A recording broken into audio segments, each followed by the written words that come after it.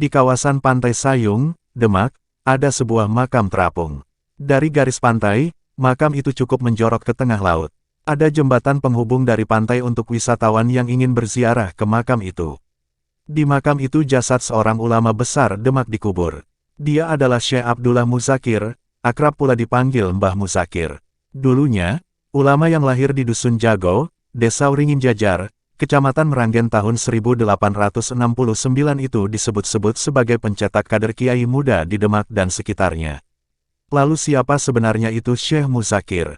Sebelum menjadi ulama, Syekh Muzakir banyak berguru pada para ulama, salah satunya dengan Syekh Soleh Darat. Sekitar tahun 1900, Syekh Muzakir menetap di Tambak Sari, Bedono, Demak. Di sana dia menikah dengan Nyai Latifah dan Nyai Asmanah. Beberapa waktu kemudian dia menikah lagi dengan Nyai Murni dan Nyai Imronah. Dari keempat istrinya, dia dikaruniai 18 orang anak. Ulama yang sehari-hari bekerja sebagai petani Demak itu kebal terhadap berbagai macam senjata. Selain itu dia juga kerap diminta orang untuk menyembuhkan berbagai penyakit. Walau begitu ia tidak meminta imbalan atas pertolongannya. Syekh Muzakir meninggal pada tahun 1950 di usia 81 tahun. Salah satu karomah yang diberikan Allah SWT kepada Syekh Muzakir adalah makamnya yang tidak terendam air laut walau tanah-tanah di sekelilingnya sudah tenggelam. Ini pula yang terjadi pada makam istri dan anak-anaknya.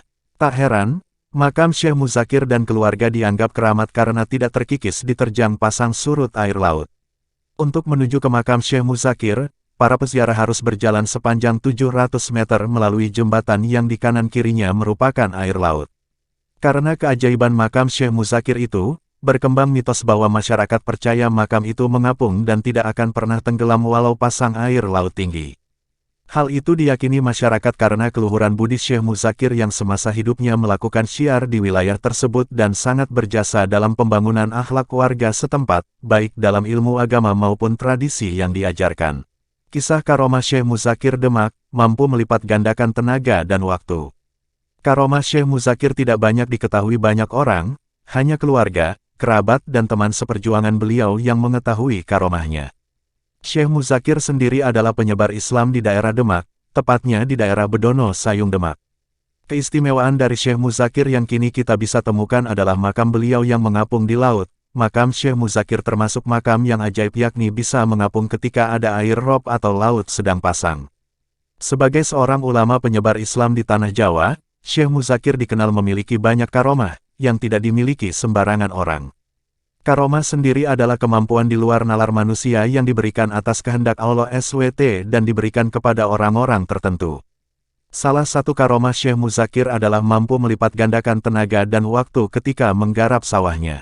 Ini kisah karomah Syekh Muzakir. Setelah bekerja sebagai kuli panggul kemudian Syekh Muzakir menikah dengan istri yang pertama yakni Mbah Murni kemudian beralih profesi dari kuli panggul menjadi seorang petani.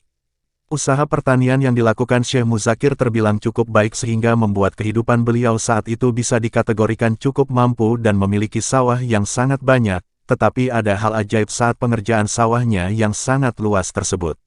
Beliau bekerja sendiri dan hanya dibantu oleh beberapa para pekerja saja, bahkan bisa dikerjakan dalam waktu yang sangat singkat.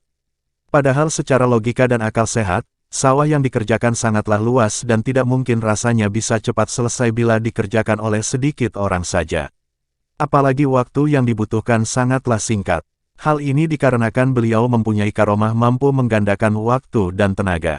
Selain itu Syekh Muzakir juga dikenal mempunyai karomah mampu bertahan hidup dalam timbunan tanah selama berhari-hari. Kisah karomah tentang tertimbun tanah tersebut terjadi ketika Syekh Muzakir masih bekerja sebagai kuli panggul. Karena pekerjaannya yang cekatan dan giat dalam bekerja, Syekh Muzakir disukai oleh atasnya yang membuat iri rekan kerjanya lain. Atas alasan itulah, para rekan kerja yang iri melakukan persekongkolan jahat kepada Syekh Muzakir. Hingga suatu saat ketika Syekh Muzakir langka ia didorong hingga masuk di sebuah lubang kemudian ditimbun dengan karung yang sangat berat selama berhari-hari. Anehnya, Syekh Muzakir setelah beberapa hari tertimbun, dengan izin Allah SWT ternyata Syekh Muzakir masih hidup dan dalam kondisi yang segar bugar dan dapat bekerja kembali seperti semula.